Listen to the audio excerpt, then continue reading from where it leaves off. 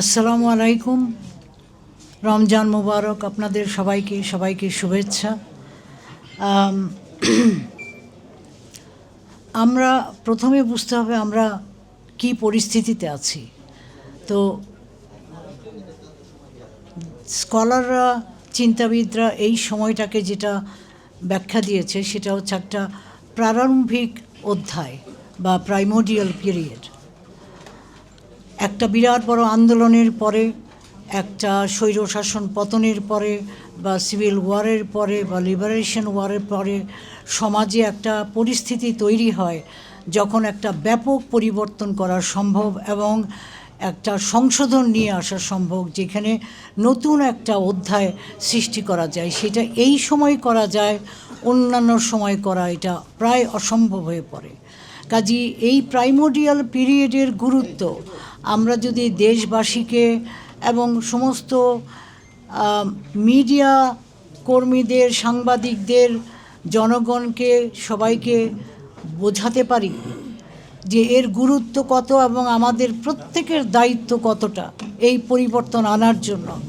এই পরিবর্তন আনার জন্য আমাদের একটা রিলেন্টলেস কাজ করে যেতে হবে। পরিবর্তন দুইভাবে আসতে পারে, একটা আন্দোলনের মাধ্যমে, রক্তক্ষয়ী আন্দোলনের মাধ্যমে আসতে পারে, আরেকটা হতে পারে পাওয়ার অফ পারসুয়েশন, মানে শান্তিপূর্ণভাবে জনগণকে জাগ্রত করা, সচেতন করা এবং সংগঠিত করা এবং ইনভলভ করা এই পরিবর্তনের জন্য। জনগণ ছাড়া কখনো একটা রিপাবলিককে, একটা গণতন্ত্রকে প্রতিষ্ঠা করাও যায় না, তাকে টেকসইও করা যায় না, তাকে সাস্টেইন করা যায় না।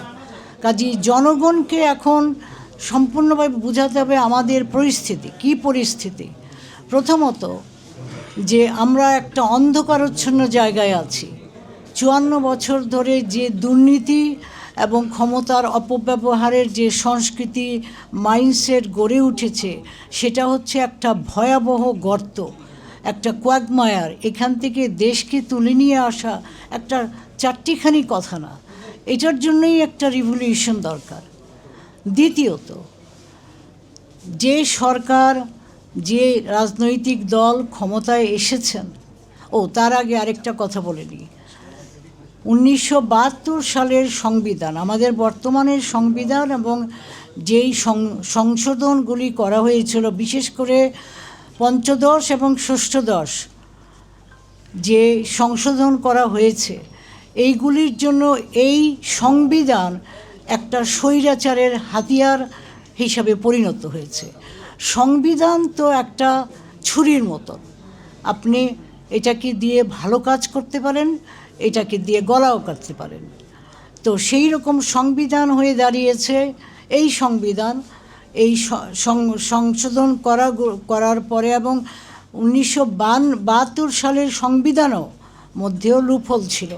সব মিলিয়ে আমরা এখন যেখানে সংবিধানে দাঁড়িয়ে আছি, এই সংবিধানের অজুহাত দিয়ে যে আমাদের সংস্কারগুলি বর্জন করা হচ্ছে বা বলা হচ্ছে, এটা যে কত বড় ক্ষতিকর ব্যাপার সেইটা তুলে ধরার জন্য আমি এই কথাগুলি বলছি, যে এটা আবারও অস্ত্র হয়ে দাঁড়াবে, স্বৈরাচারের অস্ত্র হবে। স্বৈরাচার একটা সরকারকে স্বৈরাচারের দিকে নিয়ে যাবে। তৃতীয়ত, যে রাজনৈতিক দল ক্ষমতায় আসছেন তারা 2/3 মেজরিটি নিয়ে আসছেন, মানে একটা বিপুল সংখ্যাগরিষ্ঠ নিয়ে আসছেন। এটার মানে কি?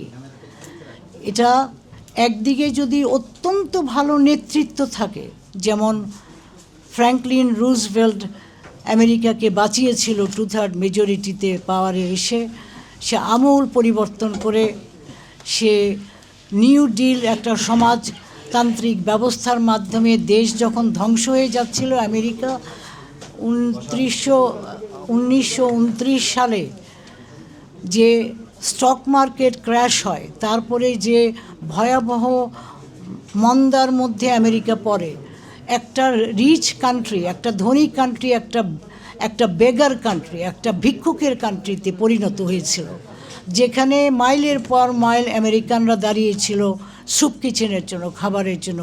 ওই দেশটাকে উনি রক্ষা করেছিলেন 2/3 মেজরিটির জনগণ তাকে ভোট দিয়ে সেইভাবে তাকে ক্ষমতায়ন করেছিল। এছাড়া 2/3 মেজরিটি নিয়ে ক্ষমতায় এসে গত বিংশ শতাব্দীর এবং এই শতাব্দীর যে ইতিহাস তাতে বলছে যে আমাদের মতো দেশে বা যেখানে গণতন্ত্র প্রতিষ্ঠা হতে পারেনি সেই সব দেশগুলিতে 2/3 মেজরিটি এক অর্থে কিলার অফ ডেমোক্রেসি। সে 2/3 মেজরিটি নিয়ে না দেশ চালাতে পারে না নিজের দলকে রক্ষা করতে পারে। দলকে কেমন করে রক্ষা করতে পারে না? ক্ষমতা, এটা হচ্ছে বিশাল ক্ষমতা দেওয়া। জনগণ আজকে বিএনপিকে বিশাল ক্ষমতা দিয়েছে নিঃসন্দেহে, এবং power corrupts, and enormous power corrupts enormously. Absolute power তো আমি বাদই দিলাম। এখন এই ক্ষমতা নিয়ে তার যে দল আসছে সেই দলের নিচের থেকে উপরে, উপরের থেকে নিচে একটা পিরামিডাল স্ট্রাকচার, একে ঠিক রাখা, সৎ রাখা, সক্রিয় রাখা এবং একে দিয়ে কাজ করায় নেওয়া অত্যন্ত কঠিন ব্যাপার। 2/3 মেজরিটি একটা সমস্যার ব্যাপার হতে পারে, যেমন 2/3 majority under good leadership can B a good weapon of establishing democracy, এটাও হতে পারে। তো আমরা এই পরিস্থিতিতে এখন আমরা আছি, অন্ধকার, ভয়াবহ, যেটা বোঝা যাচ্ছে না, কিন্তু ভিতরে ভিতরে এটা সমস্ত গড়ে উঠছে চারিদিক থেকে। যেরকম বদিউল আলম মজুমদার বলেছে যে সংস্কারগুলি না হলে সরকার আবার দানবে পরিণত হবে। সরকার অনেক সময় ইচ্ছা করে না যে দানব হয়ে যায়, কিন্তু দানবে পরিণত হয়ে যায়।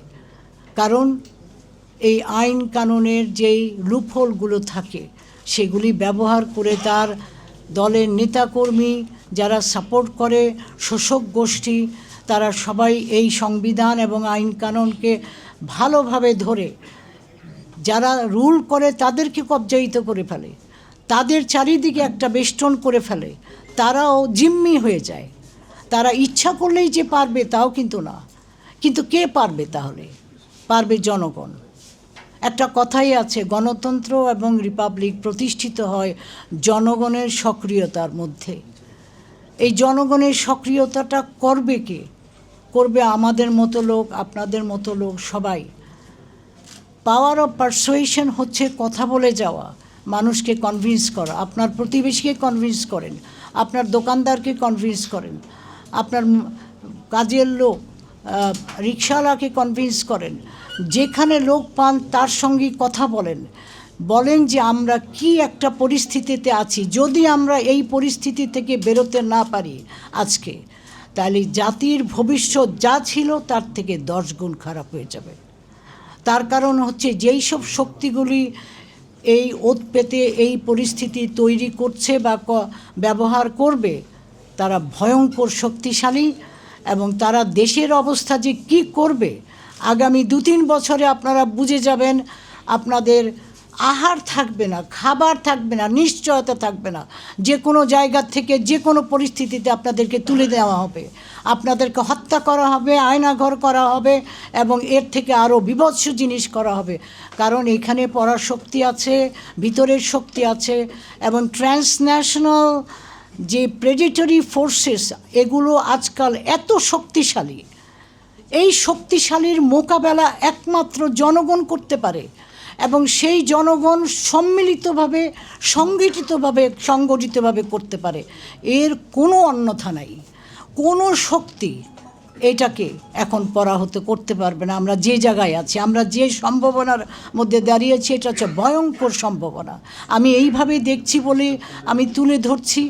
আমি জানি আমি আমার একটা বিরাট বড় রিস্ক নিয়ে এই কথাগুলি বলছি আজকের এই পরিস্থিতিতে, কিন্তু বলছি আমি দেশকে ভালোবাসি, জনগণকে ভালোবাসি, মানুষকে ভালোবাসি, এবং আমি এই 54 বছরে যা ঘটেছে তার পুনরাবৃত্তি বা তার থেকে আরও ভয়ঙ্কর কিছু দেখতে চাই না।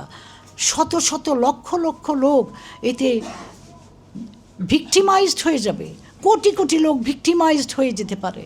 আমরা এই সম্ভাবনার মধ্যে আছি। এইগুলি আমাদের প্রত্যেকটা লোকের নৈতিক দায়িত্ব, সক্রিয় হওয়া, কথা বলা, পাওয়ার অফ পারসুয়েশন যদি আমরা না করতে পারি, তাইলে আমাদের মনে রাখবেন রক্তক্ষয়ী জিনিসে যেতে হবে, দেশ একটা সিভিল ওয়ারে চলে আসবে। আমার এইটাই মনে হচ্ছে, এই ভয়ে আমি পাচ্ছি। এটা যদি বন্ধ করতে হয়, আমাদের সবাইকে শান্তিপূর্ণভাবে গোপনে প্রকাশ্যে কথা বলে যেতে হবে, পারসুয়েট করতে হবে, সংগঠিত করতে হবে, সম্মিলিতভাবে সবাইকে নিয়ে আসতে হবে।